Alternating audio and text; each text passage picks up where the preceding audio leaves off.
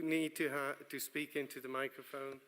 Welcome everyone to the first edition of what we call the Identitat Global Forum for the Changing World, a focus on Europe and China. I am the chairman of the Swiss Asian Chamber of Commerce, and as such, you might think that I usually have my focus on the relationship between Switzerland and Asia as such.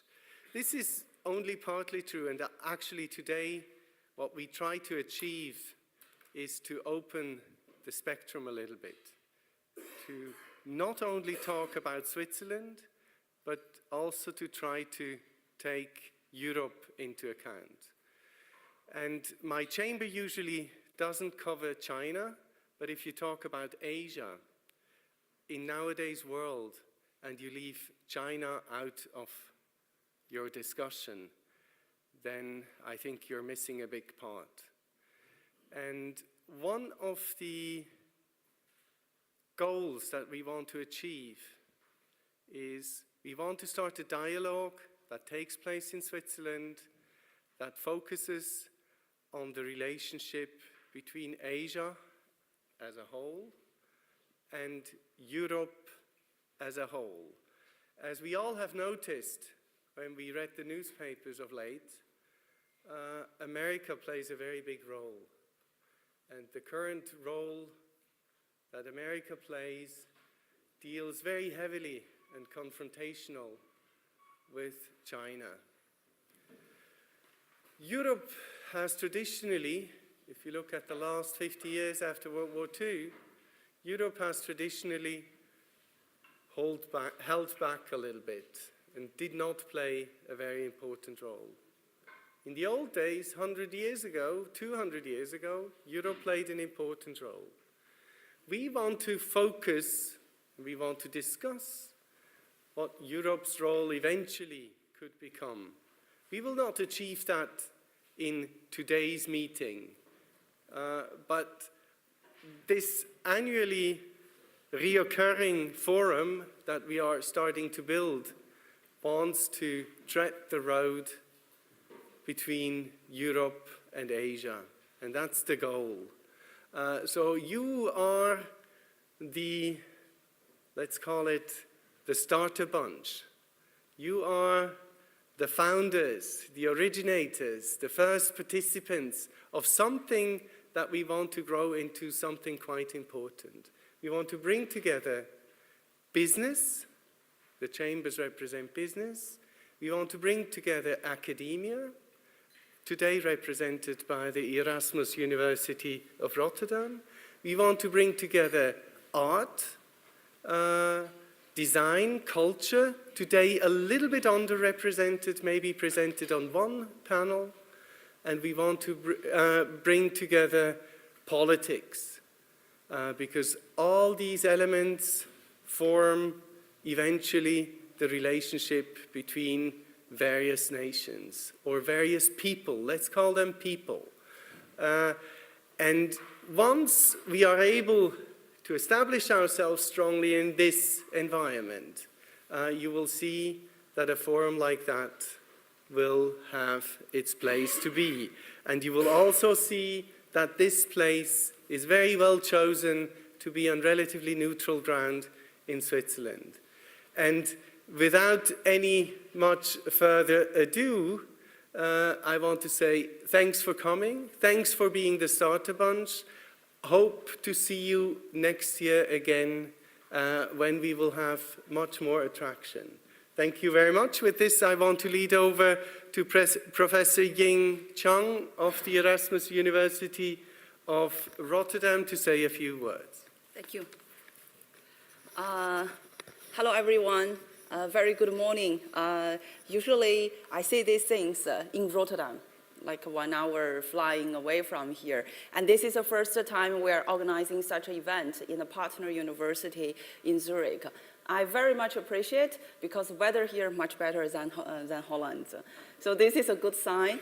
We were very privileged this year to invite a group of fantastic participants, contributors, and also we were very honored to work with Swiss Asian Chamber of Commerce and also Zurich University to set up this forum following the Davos World Economic Forum. The idea, I want to say a little bit, the idea behind it is we see that in Davos we talk a lot about the world change, the order change, but there is a very clear separation between the politicians, business, academics, even that they put on the same table. And our idea is we want to bottom up and from the ground bring everyone together to talk about the changing world order because of every part of the change, for example, the China. The China change recent years, in the past 40 years, especially when China opened the door, not only in the economic perspective, but also this cultural, social shock, and also the impact on the world economy. Very interesting, one of the articles quite often cited and used by Trump administration government is about China's shock and impact to the American economy. One of the things is talking about, okay, China's trade and China's booming is pretty much damaged American economy, also the whole world economy. So we want to bring this, starting from this, talk about from the big picture, what is the world order right now, and then little by little talking about the trade, talking about technology, talking about the Belt Road Initiative, and then back to our the focus of the business people always want to talk is about investment and collaboration. I have to say that this is a very small circle, so I very much expect everyone proactively joining the discussion because not many events have such a chance that bring enough time to also the audience to discuss. And I also need to say that we have the live stream online, so we also have a number of participants from the other side of the world. Probably they will join the discussion as well. The official language today is not Swiss German, it's not Chinese, it will be the English. And we also very honored today have a few ambassadors, Prime Minister, former Prime Minister joining us, representing the policy part. So I hope today is a very free table. Anything you want to express, your concern, your opportunity, and your question, your problem facing the changing world, just feel free to raise your hand and we have time to discuss. I will slowly move to the first panel because I'm moderating the first panel. As you can see from our slides, if I say this, from our slides, we have a very strong panelist from the academy. Why is that? Because we want to, academy can always be an observer from the outside to see the whole picture. And the first panel theme is about the changing world. So we would like to have each panelist to first express where they're from, who they are, instead of I say, hey, this is Professor Bill, that is Professor Patrick, then connecting their own experience, talk about their view and perceptions about the changing world. So start from myself. I should say in the first stage, but now I say about myself. I'm originally Chinese. I was born in China. I grew up in China. My whole education was from China. I very much appreciate it because quite solid, especially in mathematics. And then I got a chance to move to the Netherlands, got my PhD education in Eindhoven, and then very luckily I got a professorship in Rotterdam School Management, Erasmus University. Meanwhile, doing the research about the Chinese economy business, about the entrepreneurship innovation. We have a very strong team in Rotterdam talking about the China business, because I don't know if your Swiss friends know that Rotterdam and Netherlands is one of the most attractive investment point in the world about Chinese investment, not because of their weather very nice, I think because of the tax very favorable to them. So these kind of events we already organized several times. This is a chain. Last year we had a CEO program having the Chinese CEOs from China, very top level, coming to Netherlands, being trained, talk about the investment environment of the Europe, of the Netherlands, of the Switzerland as well. That was the first place we started working together with the Swiss friends. And then we also had 2 rounds of the public round table, similar like this. We try to bring the politicians, business people, academia together, talking about Sino-Dutch, the role of the Holland, Netherlands in the China map, in the China Belt Road Initiative, and the MENA area with Chinese. And this is the 3rd time we want to make it bigger after Davos, talking about the whole picture, talking about the changing world order. Okay, I think I should shut up.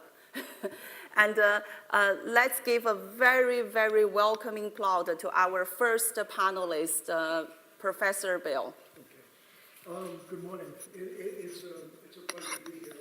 My name is Bill Fischer. So we're supposed to tell who we are and where we come from. So is this working? Yeah. Oh, thanks. I'm an engineer by training, but I don't know enough to push the button. My background is engineering. I have both American and Swiss nationalities. I first moved to China in 1980 and lived in Dalian. And then after that, have basically moved back and forth between China, Switzerland, and the United States for a good part of the last 40 years. I was the president of the China-Europe International Business School in the late 1990s when we moved, for those of you who know the school, we moved from Minhang to Pudong. And presently work a lot with the Haier Corporation in Qingdao on a regular basis. I make the commute. But I've worked in China consistently for the last 40 years and have been there every year between 1980 and today. When we get to the actual discussion thing, I have 4 or 5 points that I want to make. So the first one is, Professor Ying asked us to talk about, or at least the title of this panel is, how does the world order change as a result of China? And I think at some point it's worthwhile just to stop for a moment and reflect on how much has already changed because of the Chinese, what would you call it? Because of Chinese reforms and because of the rebirth of the Chinese economy and the re-entrance of Chinese people onto the world stage. And I think this has been a profound change, and I don't think we should ever lose sight of that. The second thing is the opaqueness of the Chinese situation. A colleague of mine wrote just this week that Confucius once said at 40, one is no longer perplexed about the world around him. But, I don't find that true in my own case, and I find it less true when we talk about the 40 years of the Chinese reforms. The night before I moved to China in 1980, a good friend gave me a copy of Jonathan Spence's book, To Change China.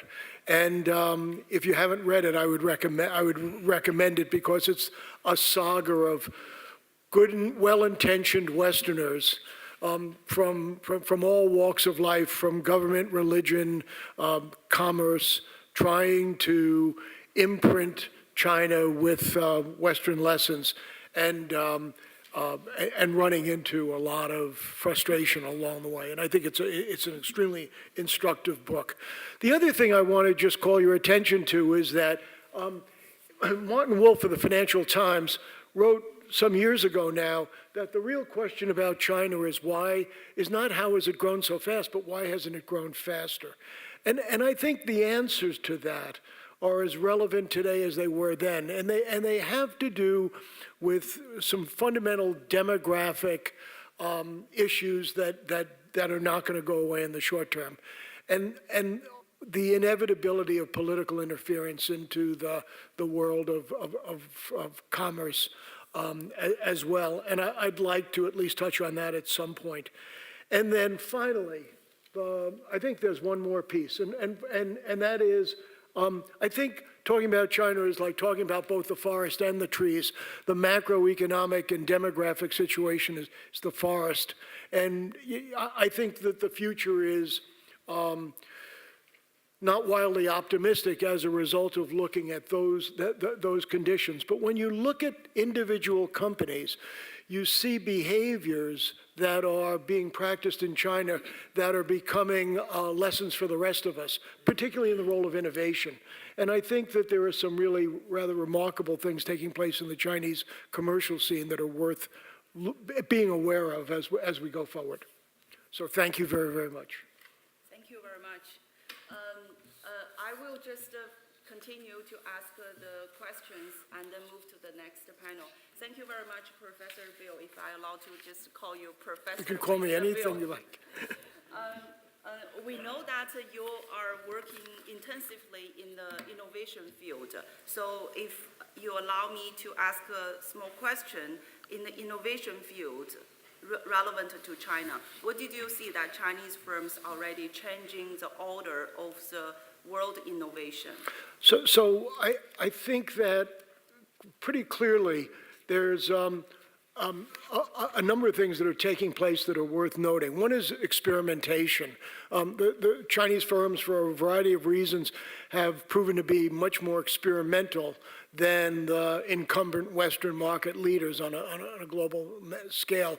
And that plays to their advantage. And it also, I think, displays a degree of spontaneity, at least in areas where there's a great deal of entrepreneurship that is changing the world around us. Also, they're the beneficiaries of disruption. So there are places, for example, electric cars, microchips, mobile payments, where China is better positioned, I think, today to take some chances than the West is. And as a result, we're going to see Chinese participation in writing the rules of the game for really important fundamental new technologies. And then the third thing is radical openness. One of the things, if you look at Chinese supply chains, that is so interesting is this propensity to partner at a far greater scale than what we see in the West. And I think that the future of almost all corporations is the dissolution of boundaries and a greater openness. But we're seeing that today in China at a level that is breathtaking in terms of what's happening. But, okay, sorry, allow me to continue a little bit. This is great for Chinese. I'm Chinese. I'm very happy to hear this, your optimistic perception. But we know that the world is not easy about this. And many people say that this is a threat. Many people say that this is a peace threat, and China doesn't have the, the morality to follow the rule. So what do you think? So I think you're right. I think that what we see is that the present government is intervening to a level that we haven't seen in the recent past. I think that's inevitably slowing things down and reducing options. I think the macroeconomic situation, shortness of credit for small and medium-sized enterprises is necessary from a macroeconomic perspective, but is hindering the ability of the flexibility of small Chinese firms to innovate. I think that there is involvement of some of the most interesting firms in government initiatives that are viewed as toxic outside of China. always around, almost always around voice recognition, face recognition, surveillance types of things. And I think this can't help but infringe on the brand building of these firms on the global stage. And I think Huawei is an example of this, but there are others that are coming up in the near future. And then the last point is that we're at, because of this the nature of the Chinese system, we see the development of parallel systems in the internet, parallel systems in terms of Internet of Technology types of specifications. And I think this is going to hinder the creation, the entrance of Chinese firms onto the world stage rather than accelerate it. So that it's quite likely that instead of having a World Wide Web, which was the ultimate dream, the original dream, what we'll have is at least 2 World Wide Webs and maybe more as we go forward. Yeah. Sorry, another question I want to ask you. You're working in IMD and you have students from the industry. I bet there are many students very much interested in the innovation part of the China. So from your observation, what is actually the pain and the excitement point of those students from the Europe? So we've gone from 20 years where everybody was interested in what was going on in China so that they could develop a market for products that were being developed in the West, to a fascination with new ideas coming out of China that could be applied in the West. And I think that that's really been a big switch in terms of participant mindset. Yeah, okay. Learning from China instead of the other way around has become the slogan. Yeah, cool. Okay. Thank you very much. Okay. Let's move to the next panelist, Professor Dr. Patrick Ziltener. Professor Patrick is a very well-known professor. According to the things that I was told by my friends, you are one of the very few professors in Switzerland who know exactly the data, and you talk about the phenomenon from your data. So I want to know your data. You come straight to the point, and I'm glad that's something I brought today, but allow me to talk a little bit about the background, and then I will come straight to the results of our analysis. I'm a sociologist and economist by training. My background is globalization studies.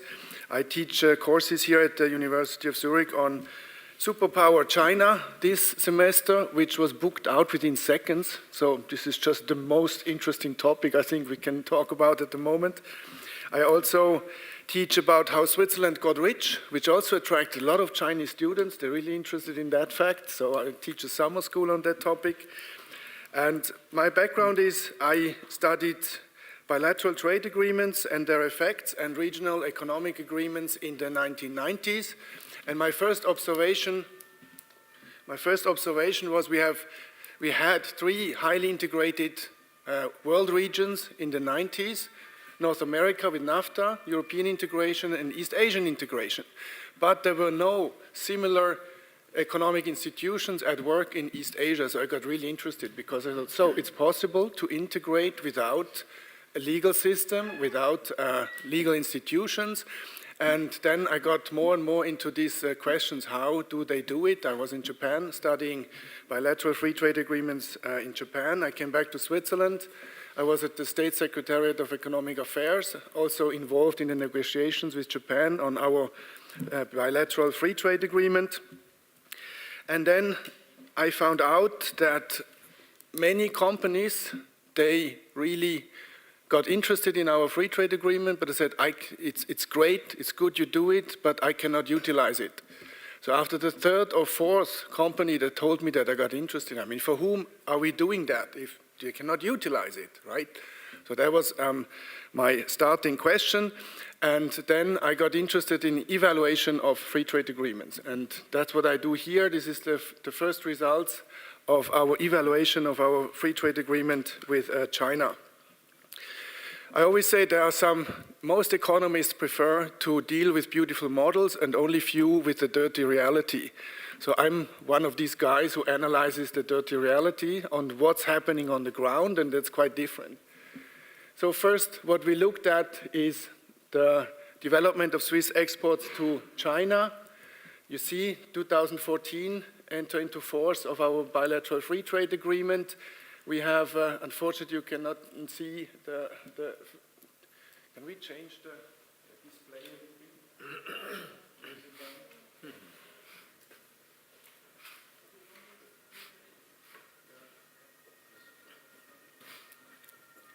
You see the different sectors of the economy of our Swiss exports to China, and you see there's no big bang effect. Why is there no big bang effect? The tariffs are being dismantled step by step, usually over 10 years, 5 years, or 10 years, or 12 years. And obviously there are other factors more important. So the demand, business cycle, and so on, exchange rates are more important, so we do not see a big bang effect. Maybe the next slide, please. And even if you look at the different types of exports, you see the brown or yellow line, hard to say. That's the one which got extended concessions, so it did not develop better than the average. So we see, again, no direct, immediate impact of the bilateral free trade agreement. Next one, please. This is about the savings potential. The savings potential is enormous. You see on the right-hand side, you see the different sectors, Swiss economy, exports. You see in the starting year, 2015, already the savings potential was more than 160 million Swiss francs. And this will gradually increase due to the tariff phasing out to more than 500 million Swiss francs. So the incentive is there very clearly. So it matters, but it's a gradual process, it's a step-by-step process. And I got interested in how do Swiss companies utilize these free trade agreements. You see the main effects in the chemical pharmaceutical areas, but also in the metal and machinery. And of course, famous Swiss watches, which profit highly from the bilateral free trade agreement. Next slide, please. Due to the gradual tariff phasing out, we have the savings potential increasing in different patterns. We see different patterns of savings potential development here. This is an example for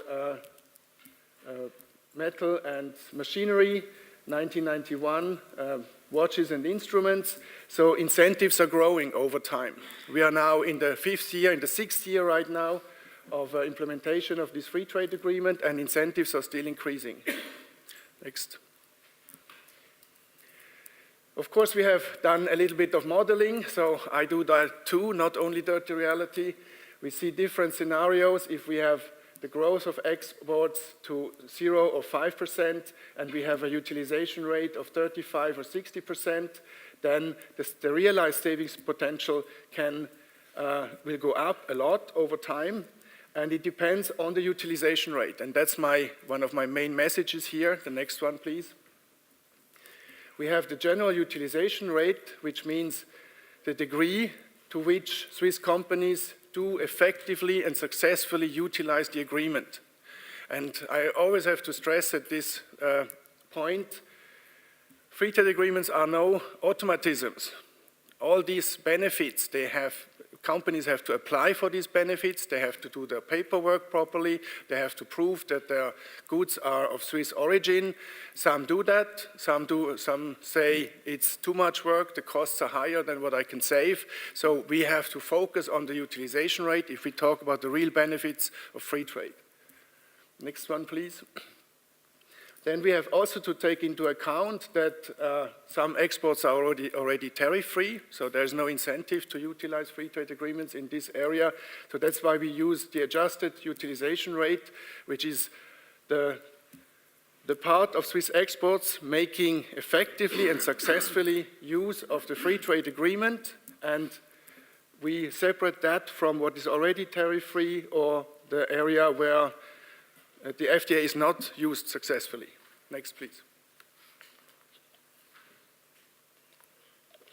And now what you see here, this is the Swiss imports from China. So that's Chinese exports to Switzerland. The top is the total amounts of Chinese exports to Switzerland. Again, you see 2014. That's the implementation of the free trade agreement, and again, you don't see any big bang here. You see an increase, but you do not see a big bang effect of the free trade agreement. The second line is the Chinese exports to Switzerland, which are duty-free, tariff-free already. And again, you see it's not a dramatical increase. Why is that the case? China exports to Switzerland was based on the GSP system, because at the WTO, China is still a developing country, which means most of Chinese exports to Switzerland were already tariff-free, except some areas in the textiles and the shoes. But, and here you see the system change. The green line is the part under the GSP system, and the blue line is under free trade agreement.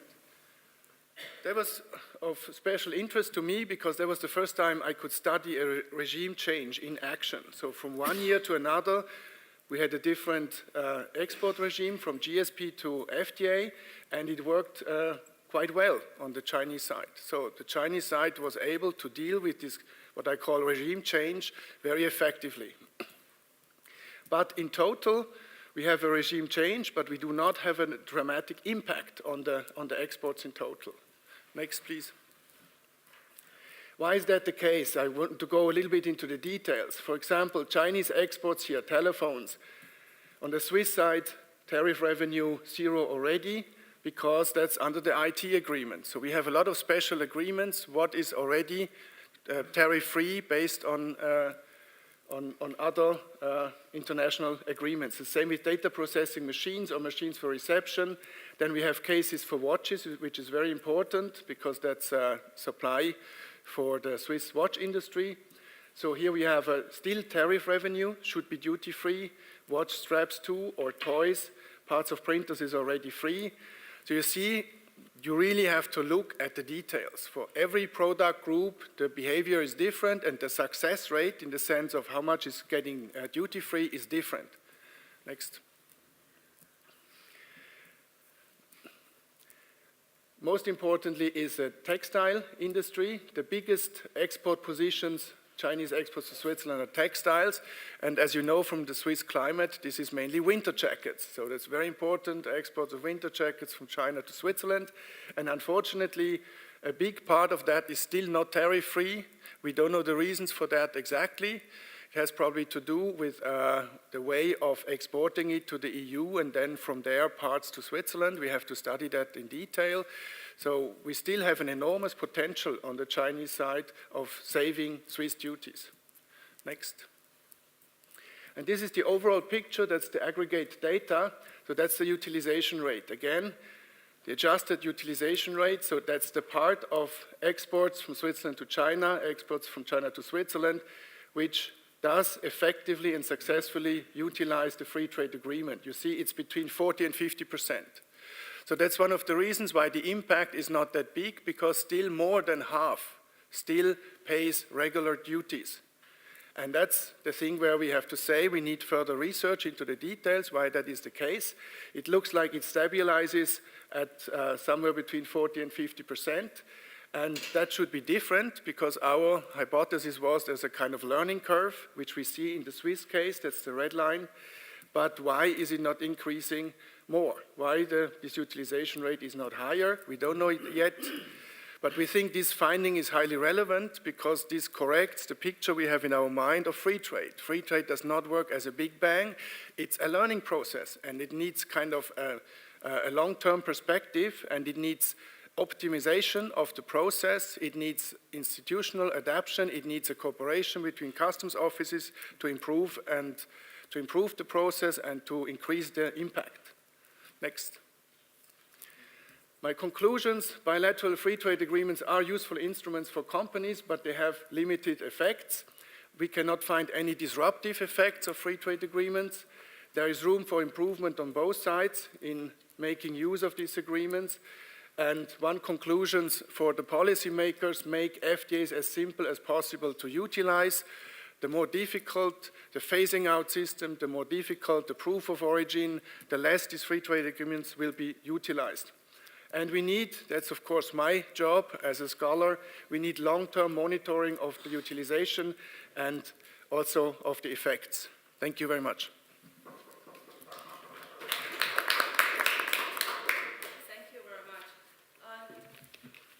Professor Patrick, you immediately bring me back to the university academic seminar. I hope everyone already understand what you're talking about.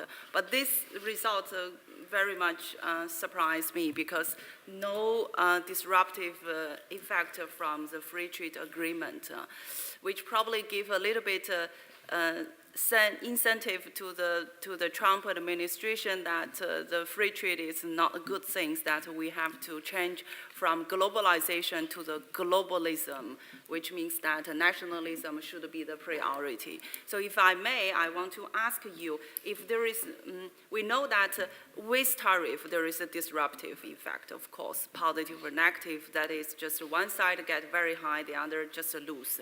And the other extreme is without without tariff, free trade, what is impact actually on the employment? Because every country care two things. One is their economy, GDP, the other is employment. So if there is no disruptive effect on the economy, how about the unemployment in Switzerland because of this change? I think it's very difficult to determine the impact of trade agreements on employment. I know there are some simulations and things, but in practice, I think as long as these simulations do not take into account, for example, utilization rates, so then we live in an ideal world. Yeah. You know? So I'm not really interested in this kind of simulations. It's very difficult to especially if you stay at the macro level, it's very difficult to determine. So what I prefer to do is I look at specific cases, I look at companies, how they react to free trade agreements, if they change their value chains or not, how they make use of it, and you know, sometimes it's really impressive what companies how they try to survive in this world of different trade agreements, how they try to adapt it. So sometimes it has an impact, and sometimes they just don't care. They say it's too difficult, and we do it, and we will not change our value chains, even if we have new opportunities, because the cost would be just too high. Yeah. So I would say in general, we overestimate the impact of trade agreements. However, I would say they are important, because in some cases, companies follow the incentives and make use of it, and then this is a competitive advantage. So there are quite several Swiss companies in the Chinese market now which enjoy a comparative advantage, because as we know, free trade agreement between China and the EU or the US, that's far, far away. Mm-hmm. Do you think some part of the companies, they didn't follow? The reason is they didn't know, or they didn't know how to follow, or some other reasons? It's a communication problem, or it's an implementation problem? That's what we have to find out. I'm glad I'm doing some research on that. I've been sponsored for doing research on that. And of course, there's an information problem. China is quite new territory for me, so I don't know how Chinese companies deal with free trade agreements. I think research is not that far yet. I know from Swiss analysis of Switzerland, we have a lot of companies which are highly trained to utilize FTAs, because we have some FTAs since the 1970s with the European Union, for example. Even SMEs usually are highly trained. So I find that they make a calculation. They say, should I use it?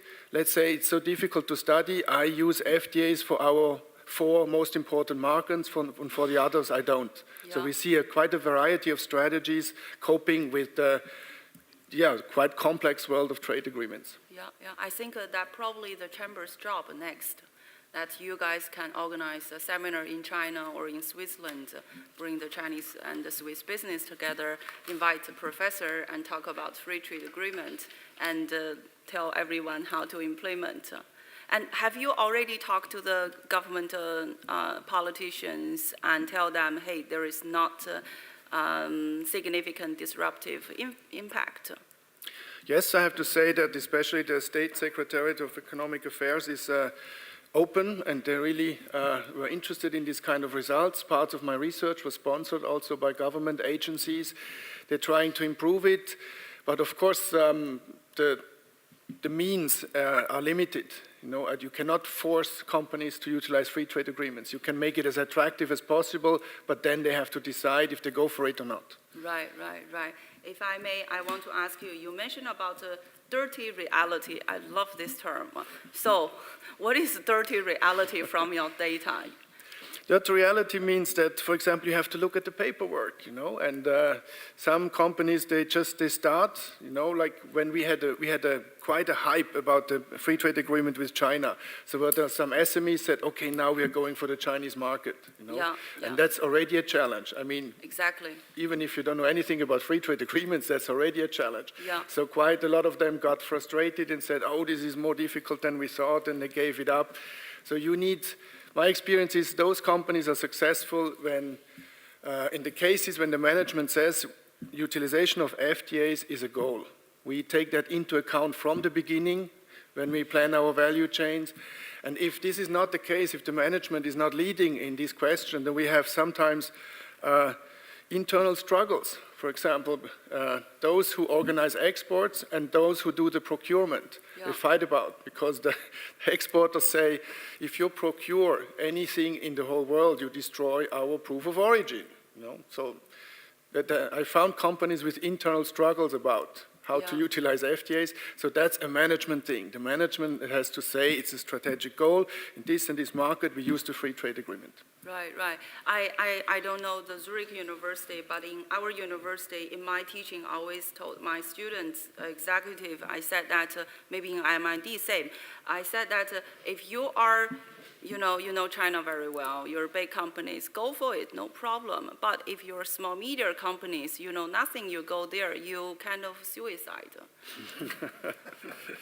Yeah, That's so right. you need to be trained first, right? At least you know something, then you go there. Maybe we can give a little bit help through our events annually and telling people, it's a fantastic forest, you can go for it, but you have to bring some of the tools going there, right? Thank you very much. Thank you. Okay, let's happily moving to Ulrich. You told me that your name sounds rich. So Ulrich, you're the one that's combining academic and industry, combining consultancy, government official work, and also combining China and Europe. I really expect you saying something that we don't know. Yes, please. Thank you, Professor Ying. Good morning, ladies and gentlemen. It's my pleasure to be here. I'm not sure whether I can tell you something that you don't know yet. I see quite a number of China experts, and nevertheless, I will try to make some comments from a more general perspective. Maybe during the questions we can go then into some more details.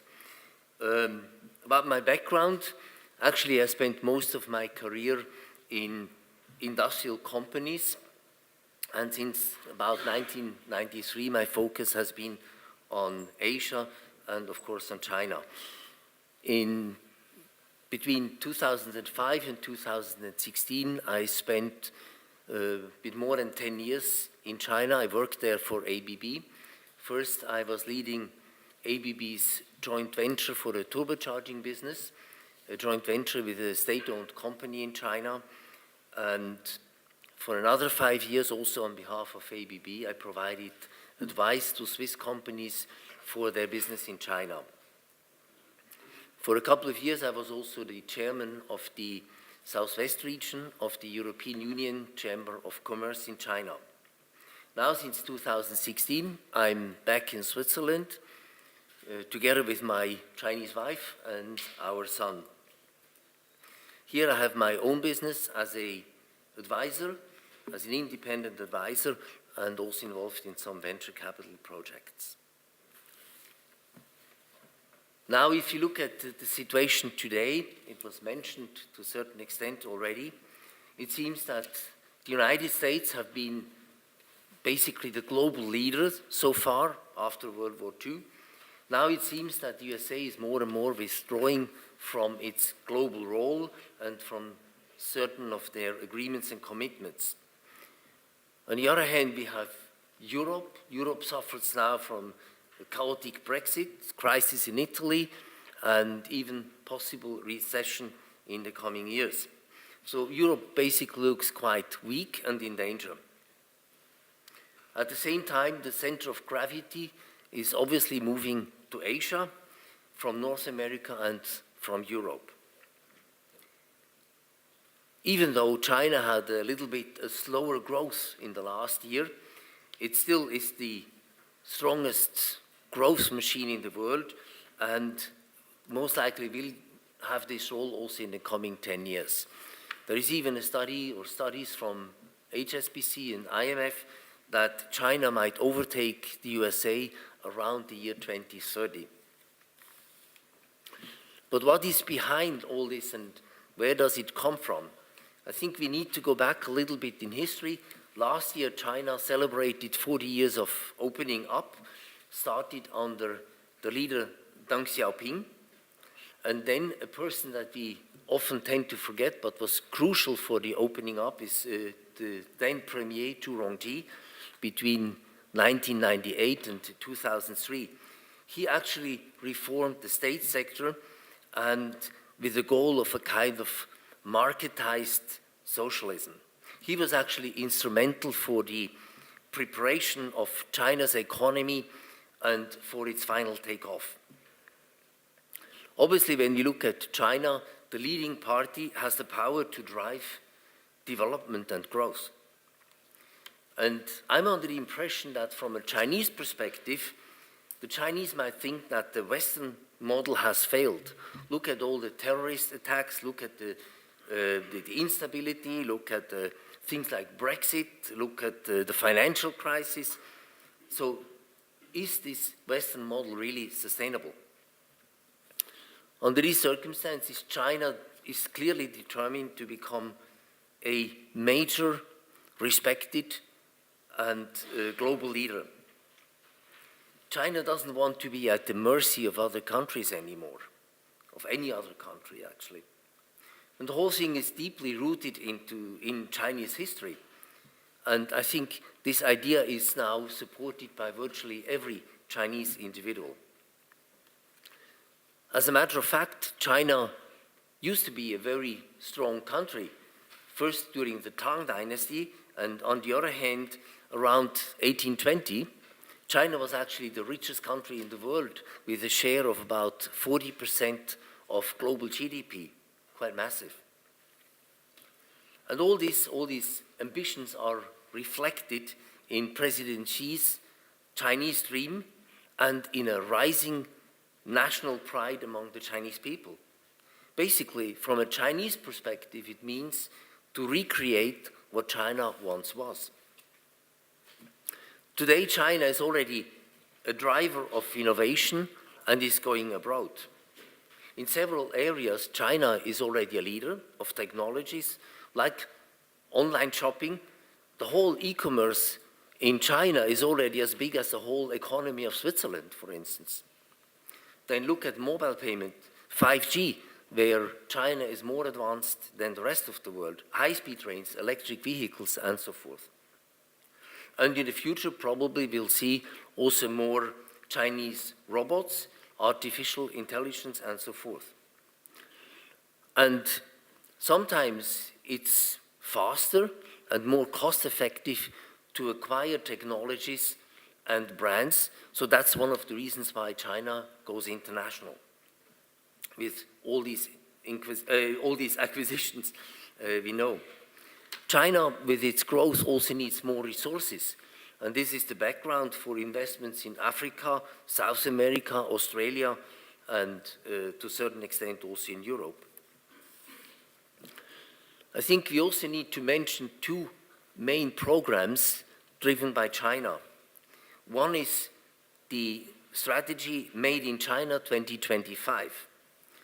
This program actually covers 10 key industries which are crucial for China's further development.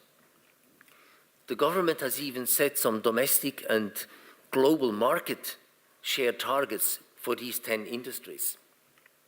And ultimately, the goal is to definitely to substitute imports by own Chinese products and technologies. China also here wants to become independent. And this program is definitely one of the key factors that triggered the trade war between the USA and China. Actually, if you look at the tariffs that were imposed by the Americans, many of them target exactly those 10 technologies.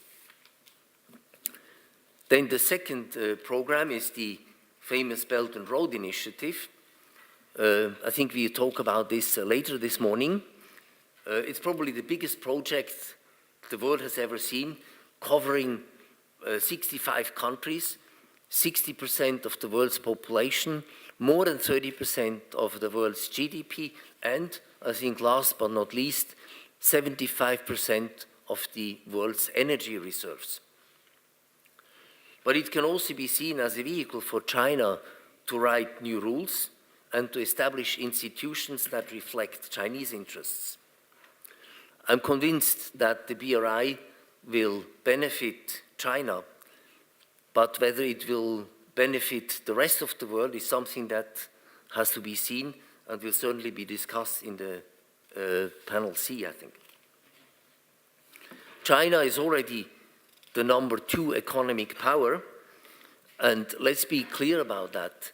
We talk about slowed down growth, only 6.6%, quotation marks, only in the last year, but this still means that last year China added in absolute terms much more than the whole value of the GDP of the Swiss economy. So it's clear that the United States sees China as its strategic rival. And that's why the US requests fundamental reform of the Chinese economy, better market access, and actually something like the American economy. This obviously goes to the core of China, and in my opinion is rather unlikely to happen. So, what shall we do? What shall we as stakeholders do, and how to deal with China? I believe we have to accept that we will see more China in the Western world in the future, more Chinese values. So it means that we need to better understand these Chinese values, actions, underlying motives, and also the Chinese business culture. This can only be done by a proactive dialogue, and on the other hand, we also have to request more transparency and more reciprocity. I also would like to say, looking at Europe, let's make Europe strong again. A strong Europe is actually a necessary basis for global cooperation. That also means that we have to stand for our own core values and standards. What is good for China today might not necessarily be good for Europe and the rest of the world. We need to keep our innovation strength and work even harder, again, to stay competitive. And for all this, I believe that cooperation is the only option for a better world, and this has to be in mutual respect and fairness, and we should be learning from each other. Thank you. Thank you very much, Ulrich, Swiss pronunciation. I thank you particularly, you bring us back to the historical story of the China in the past thousands of years to the Tang Dynasty. The data, statistical, okay, back to Patrick, Professor. The data show that every 300 years, China booming up and contributing to the world more than 30% of the world economy. And now it's a critical moment that people expect China to contribute more, but afraid China to contribute more. Because if you contribute more, then I get benefits. If you continue contribute more, then you become a power. And this power is a good power or is a bad power. That's the hottest discussion point right now. Like China can be the global leader or not. So you mentioned that China can be the global leader. But in China, the media from the President Xi Jinping said that we will never become the leader. We want to be harmonious to the world. We want to bring the people together. But from the view outside of the China, quite a number of the media and people believe that China will become like a communist party, the Russian version, Soviet Union version of the leader. So there is a fear there is a concern, tension there. And how would you interpret it? You want China to become leader. And what kind of leader you want? Well, I would like to have a cooperative leader, and a leader that is actually respecting also the Western world. I agree with you. China has probably not an ambition to dominate the world, but China wants to be a strong country, a respected country, and that is really rooted deeply in Chinese history. What you say is certainly true. The Western world, we are afraid of China becoming stronger. That is also what triggered the US reaction, obviously. I believe it is to a large extent because we do not really understand China. We might not understand history well enough, we might not really understand the way of thinking, and often China is of course not really transparent for us. And I think this lack of transparency makes us concerned and creates fear. So this is what I would like to see, a China that is a bit more transparent and more open. As a matter of fact, I mentioned this Made in China 2025 program. According to my information, President Xi was even criticized internally for publishing this program because it gave actually some information to the Western world to attack China and to impose the tariffs, and for the Western world to understand better what China wants to do. If you look at things like Sun Tzu, The Art of War, of course you're not going to disclose your plans so early.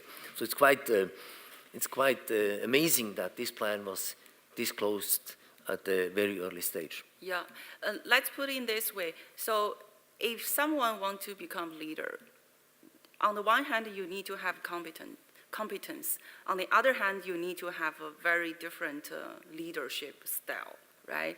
And in order to have both together, you need to have a clear rule-based world. So what is the problem of the West model world rule? And what is the expectation of the future rule? Now I want to push you a little bit to the futurist and tell us your optimal model, because you're like swimming between West and the East, so I want to know your opinion. Well, first of all, as I said at the end, I think we really can also learn something from China. And I believe the world will become a little bit more Chinese. And we have to adopt some of the Chinese values as well. I mean, if you look at, and I know this is a little bit tricky topic, but China had a very fast development also thanks to the leading party, because there was not a lot of discussion. You could implement, and you don't have a long process of discussions, democratic procedures. So that's just the opposite to the Swiss. That is pretty much the opposite to Switzerland. And sometimes I'm under the impression that we have gone a bit too far with our democracy, and that you can vote really about every little item, and maybe sometimes a bit more, a broader approach and a bit more delegation would also be beneficial to a faster development and to a bit more dynamic development. On the other hand, I mean, one of the Chinese values is really, really hardworking. I mean, I have seen Chinese people working dramatically hard, sacrificing almost their whole life, working during day and night, accepting hardship without complaining. And if I look at our Western world, we are quite easy to complain on a pretty high level. And I think it would be good for us to become also a little bit more hardworking and to make also us a little bit more competitive again. And I think that might also be one of the fears we have in the Western world. We have all our wonderful standards, all our social institutions, and of course we are afraid that this might be affected when the world becomes more, I cannot say dominated, but if China has a stronger influence in our world. Yeah, yeah. Thank you very much. Very, very insightful. Thank you.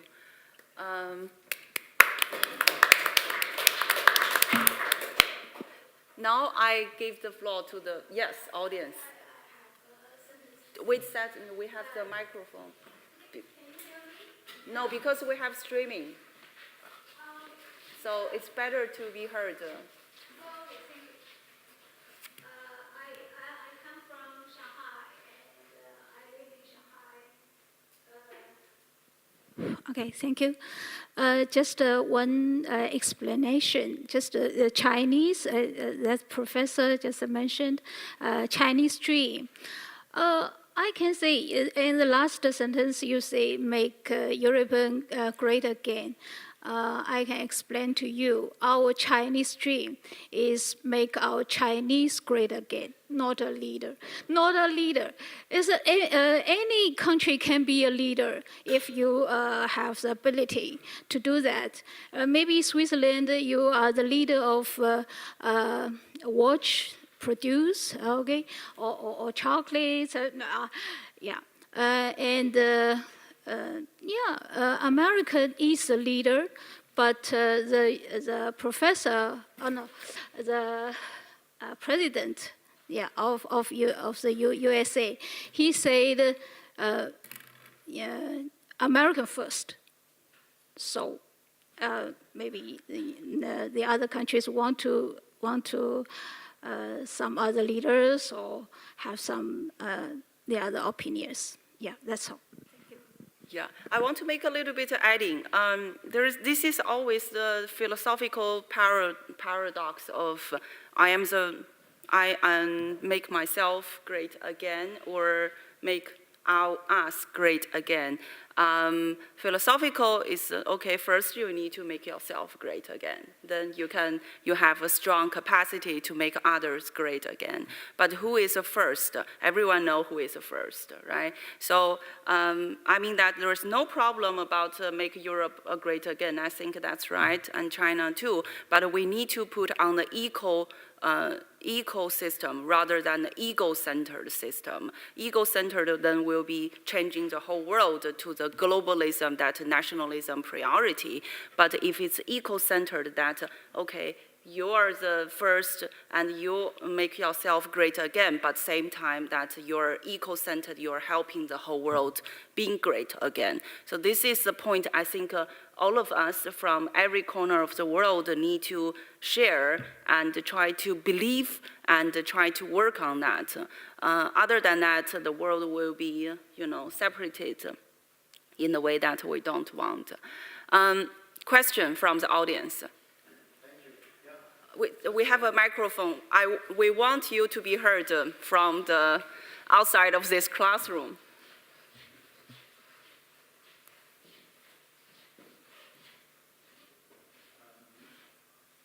I just want to say that I think the biggest discussion about trade again. I mean, I like trade. Sorry? Okay, now the light is green. Sorry. I just wanted to say I'm a bit skeptical about this great again discussion. I think China is great, Europe is great, the US is great. I mean, great, wanting to say, now I'm here, so we're great again, but before we were less great or not great. So I think we shouldn't fall into the trap of this political discussion. Correct. Yeah. But actually, I wanted to make a remark and ask a question to Professor Ziltener. I mean, I was involved in the Switzerland-China free trade negotiations as the head of the Swiss team. And I would like to thank him for the research he co-authors with colleagues on this and other free trade agreements. I think that's very important. I don't that much share this discussion about Big Bang disruption. I mean, nobody expects big bangs or disruptions from free trade agreements. These are rather humble technical instruments, valuable, but not devices to create big bangs or disruptions. I mean, there are effects, statistically speaking, and also on individual level. It's also clear that it takes some learning on the side of the companies, on the side of customs administrations and other authorities. And I think a lot of learning has been done, particularly in regard to this China FTA, which certainly in part explains why these curves are a bit maybe not so steep as some would hope. But I think it's quite impressive given the reduction of growth in China, which is still very high, at around 6%, but compared to the 12-14% we had a few years ago, it's still a slowdown. To remark that, or to observe that Swiss exports to China still grew more faster than Swiss exports to all other countries together. I mean, whether that's due to the free trade agreement or not, that's, as Professor Ziltener has said, very difficult to identify because other factors are at work. But I would also like to say, don't just look too much at the steepness of these curves. Sometimes a free trade agreement has a lot of effect preventing decline. And in particular, given this picture of Chinese growth reduction, still at a very high level, we all know, it could well be that without the free trade agreement, exports would have declined from Switzerland to China. Now, this is the remark. Now the question, Professor Ziltener rightly put the emphasis on the utilization rate of such agreements. And an important aspect of your research is that you try to adjust utilization rates.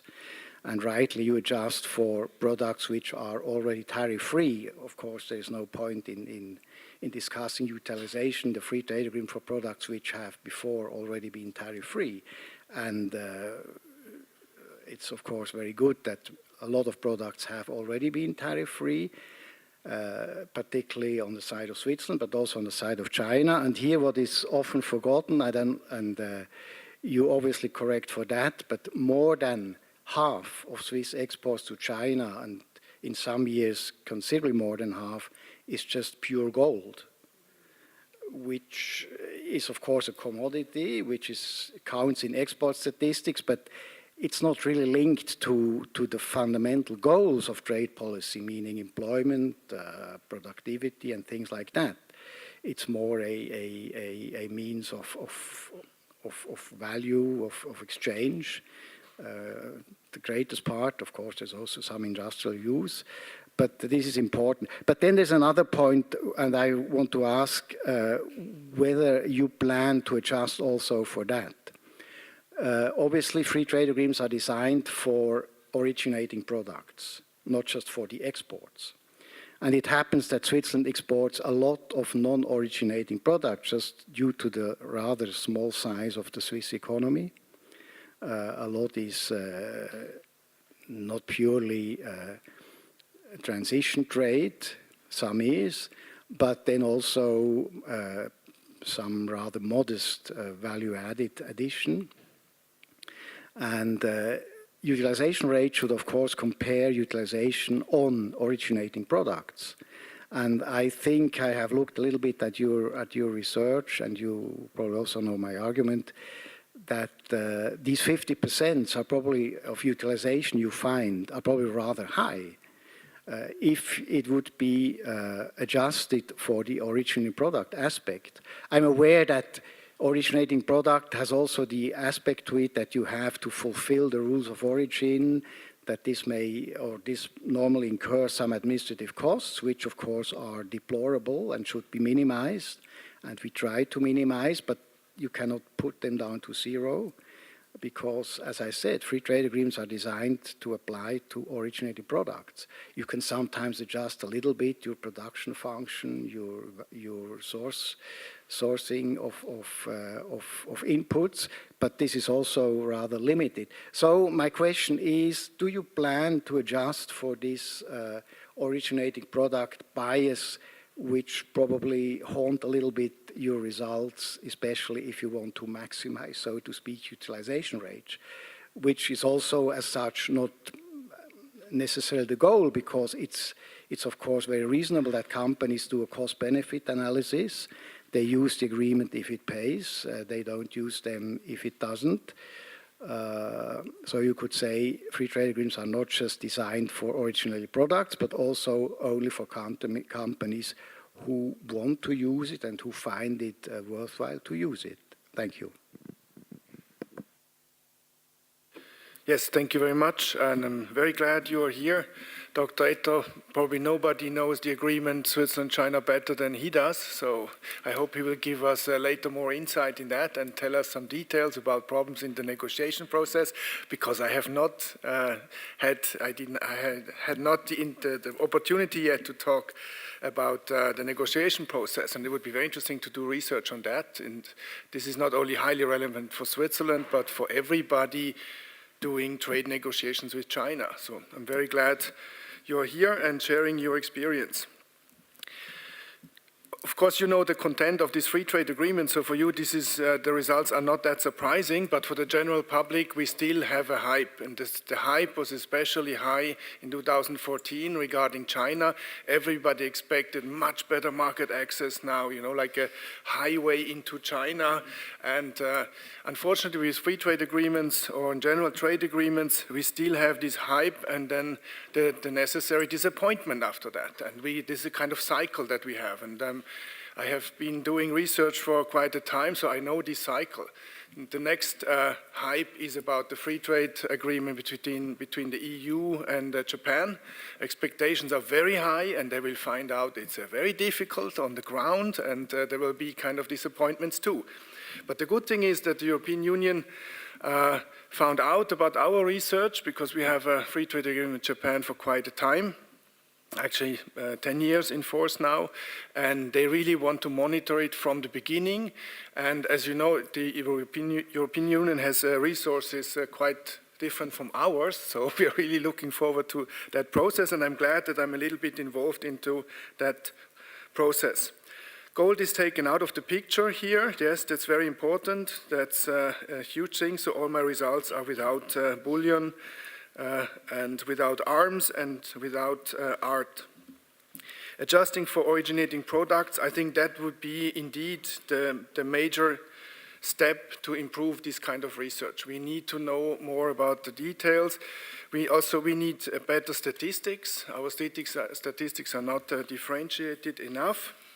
We work with especially we cannot use Swiss export statistics. They are not precise enough. So in this case, we had the opportunity to work with Chinese colleagues. We worked with colleagues at the University of Nanjing and UIBE in Beijing. So we had access to Chinese data, which are of course much more detailed when it's about the imports. But still, data access was restricted. So there's still a lot of research to be done once we get unrestricted access, and hopefully we can answer some of these questions. Thank you.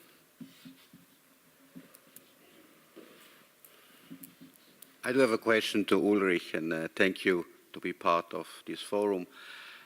We have seen a lot of global macroeconomic slides today.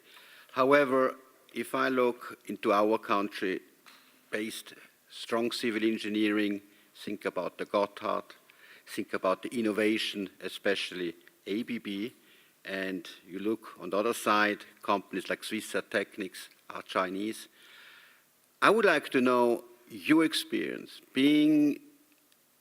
leading a joint venture in China, and now what is your learning? How would you do it better? And more importantly, how can you assure or basically give a recommendation that our technology which we have learned over generation is not going away. Because without this strong knowledge, I think Switzerland will lose the strength, because with banking you're not surviving an economy. Thank you.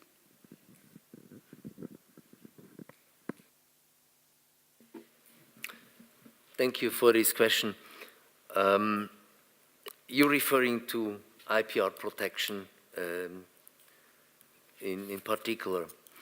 It is indeed an issue, and I know that many Western companies are afraid that their IPR is leaking. We had the same issue. As I said, I was leading the turbocharging business. These are turbochargers for the very large diesel engines. We had, or we still have, of course, a joint venture partner, which is a subsidiary of the second largest shipbuilding conglomerate in China, CSSIC.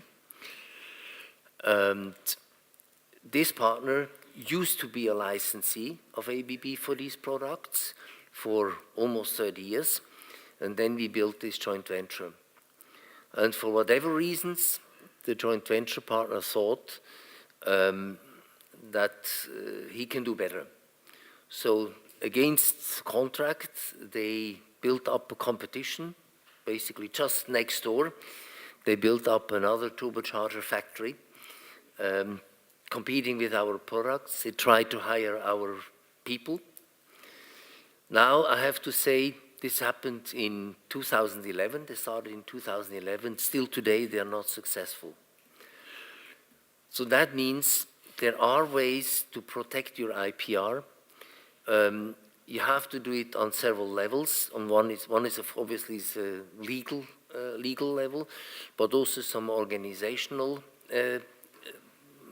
provisions, so that not everybody has the information and nobody has all the information. Then technology, that you have a few things that are special or that you bring into the country, so it's not that easy to copy. I think since it is an issue, companies have really to prepare for protecting their IPR. But it's possible.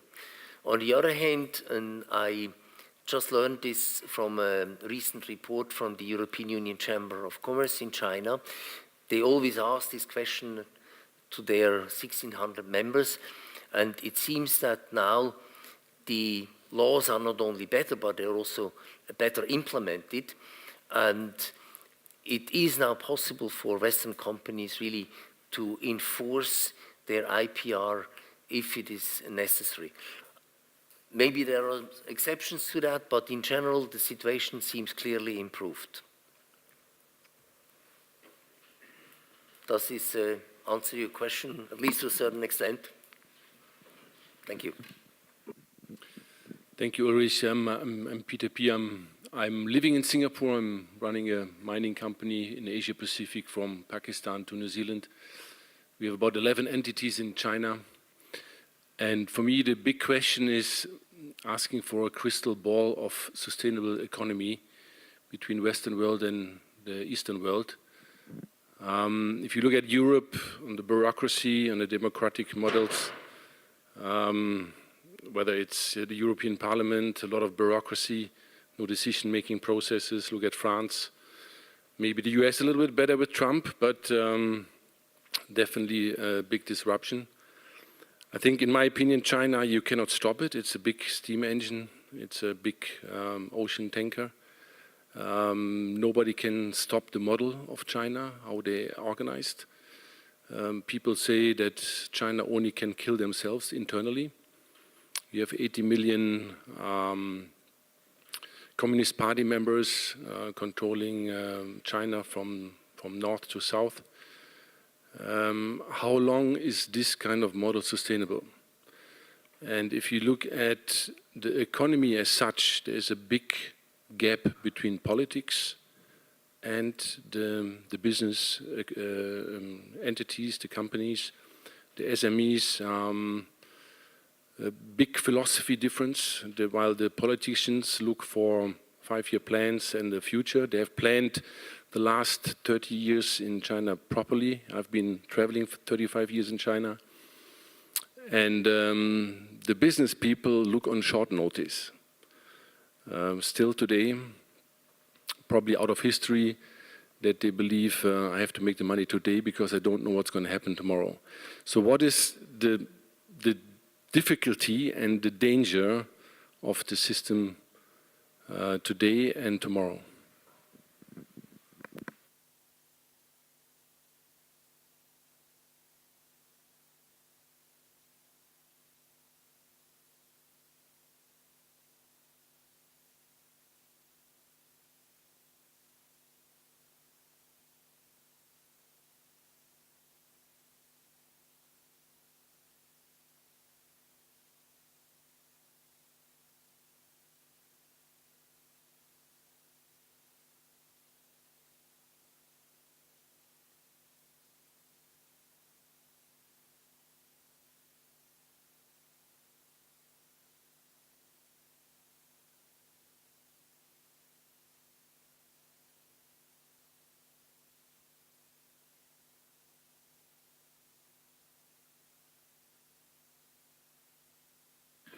Of course, this is the question, and I don't have the answer, but I have spent quite some time to read everything available in English on the Chinese dream. And I tried to find out what's in there, what could we say about the future, where is China heading to? And I found some very, very interesting elements. For example, I found the argument that if we want to be competitive in the future, we need a more open, liberal society, we need free flow of ideas, we need more participation by the citizens. Of course, this is also formulated very cautiously, but it's in there. For example, we need to build channels, literally, I quote now, we need to build channels for the orderly participation of citizens. So I see a kind of consciousness in there, we need change. And the direction to which it should go is very interesting and very promising. It's criticizing the West. This is not Westernization. We don't want Western kind of party competition, democracy, but we need a free flow of ideas. Otherwise, we're never going to have a creative economy, for example, is in there. We need the participation of citizens to increase the quality of the bureaucracy and in general of governance in China. So I think it's very interesting. So it's promising, and I'm cautiously optimistic that China is going its own way. But from my point of view, for example, also labor relations, I'm especially interested in labor relations. And again, it's always the same kind of thinking. It should not be the Western kind of adversarial labor relations. And China does not want to have big, powerful unions like Solidarność in Poland at that time. So that's the horror story. That's what they want to avoid, a kind of new power center.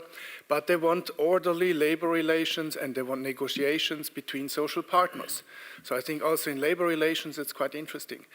This is declaration of intention only. They are not there yet, obviously, but I find this in the official discourse, and I think that's very interesting. Thank you. So I'd like to build on what he said. I think my sense is that if you look at the really bright spots in the Chinese industrial scene, they are firms that the government would not have bet on, did not bet on, and the ability of the economy to keep producing these sorts of renegade organizations, I think is critical to continued growth of China. So my sense today is that we're at a really interesting juncture, because it seems like the government or the party cannot resist getting more and more involved in the workings of the firm. And if that trend continues, I think we'll see a reduction in the innovative impact that is that's possible in China. I think China's great resource is its talent, human talent.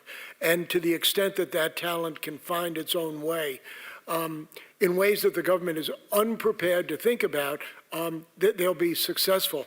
I think if you look at the turmoil in the United States and Europe at the moment, particularly Brexit, a lot of that is because groups were left out of the decision making.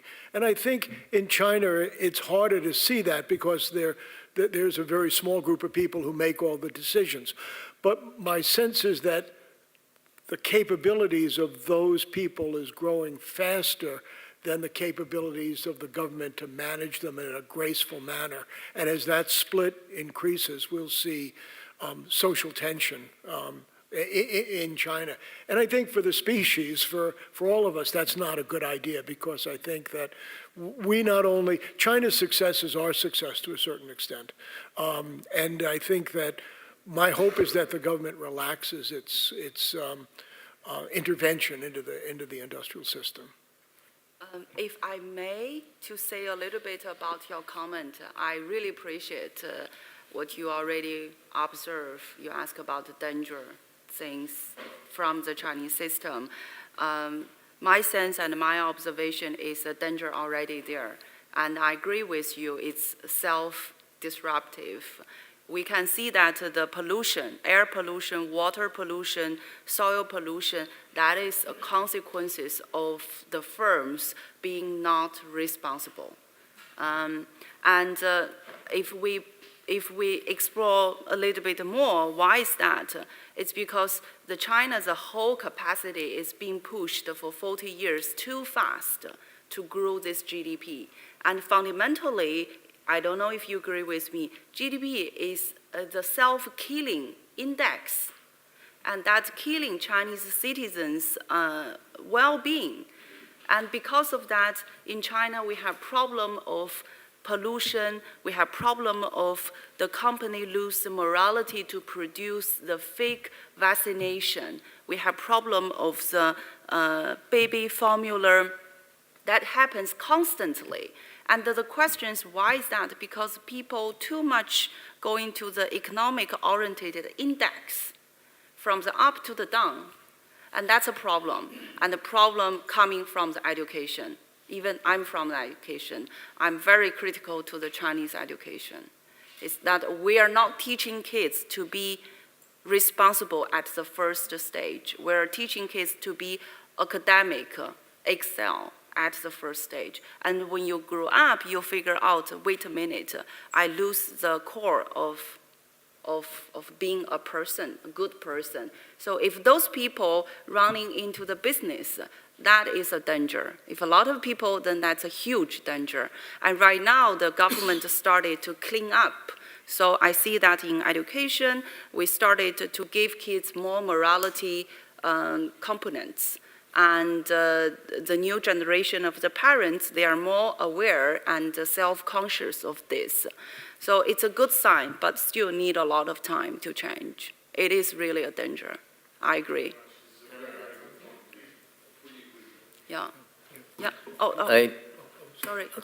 I also would like to add something. Actually, you might remember in 2013, at the third plenary session, there was this so-called decision, a 60-point program for opening China more, and with a much higher emphasis on market forces.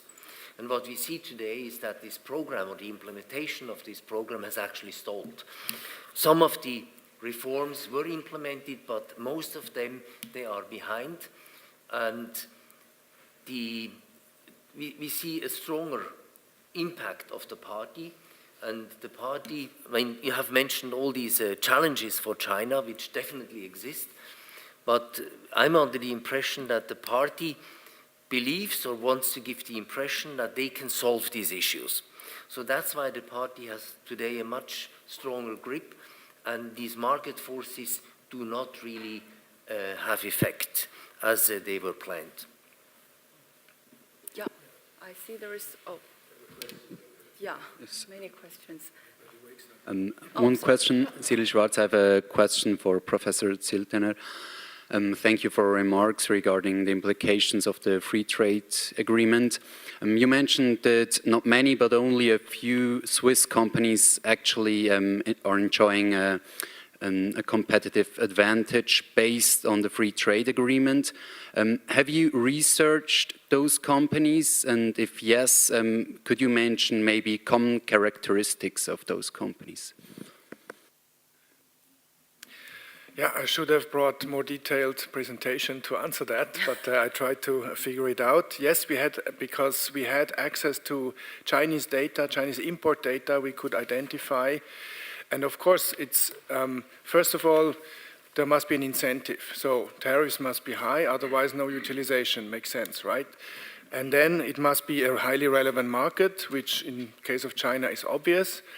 And then it has to be an export-oriented industry which has quite a lot of experience in using FTAs. For example, success stories we found in the area of watches, of course, medical devices, very important, really significant savings, and that's highly relevant. So we can also say that in the case of medical devices, for example, medical implants, the free trade agreement helps to reduce costs in the health sector, for example. So that's a highly relevant impact. Then also in the area of processed agricultural goods, there are success stories. Our food exporters are well trained, they know how to use. We found other cases of free trade agreements. For example, the one with Canada, where more than 50% of savings were realized by food exporters. So that's the interesting thing, and you know the political debate in Switzerland, so we can show free trade agreements is highly relevant for our agriculture, especially for agriculture, not only for the usual suspects as pharmaceutical industry, of course. And also in the machinery, we have some examples, but there are quite many cases where tariffs are already zero. Thank you. We still have 1 minute, last one. Yeah. Is my voice loud enough? Yeah. Sorry, my name's Anthony Murphy from University in Eindhoven, Netherlands.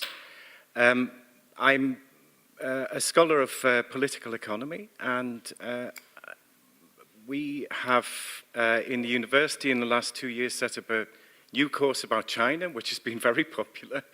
One of the things in my research also over the last few decades has been the Western perception of China in the last decade, in political terms.